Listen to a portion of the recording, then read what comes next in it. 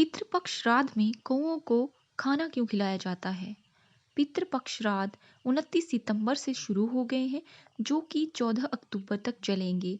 इस अवधि में लोग अपने पूर्वजों का श्राद्ध करते हैं और उनकी आत्माओं की शांति के लिए अनुष्ठान करते हैं।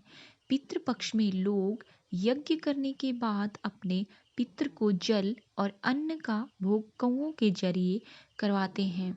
माना जाता है कि इन कौओं में पितरों की आत्मा विराजमान होती है। हिंदू सनातन परंपरा में श्राद्धों के दौरान कौओं का काफ़ी ज़्यादा महत्व होता है। यह महत्व इतना होता है कि कौओं को उस समय पूजा जाता है। कौआ यमराज का प्रतीक होता है। यमराज मृत्यु के देव हैं।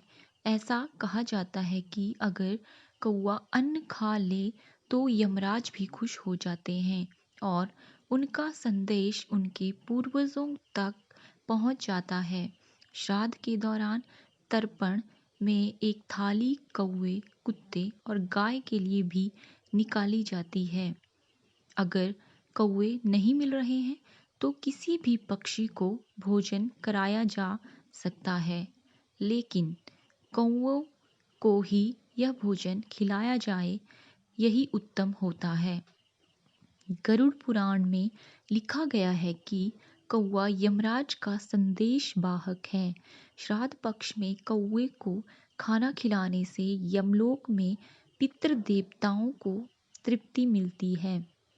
प्राचीन शास्त्रों के अनुसार यम ने कौवे को वरदान दिया था कि तुम्हें दिया गया भोजन पूर्वजों की आत्मा को शांति देगा। तब से यह प्रथा चली आ रही है। शास्त्रों के अनुसार श्राद्ध करने के बाद जितना जरूरी ब्राह्मण को भोजन कराना हो जाता है, उतना ही जरूरी कौओं को भी भोजन कराना महत्वपूर्ण हो जाता है। माना जाता है कि कौवे इस समय में हमारे पितरों का रूप धारण करके हमारे पास आसपास रहते हैं।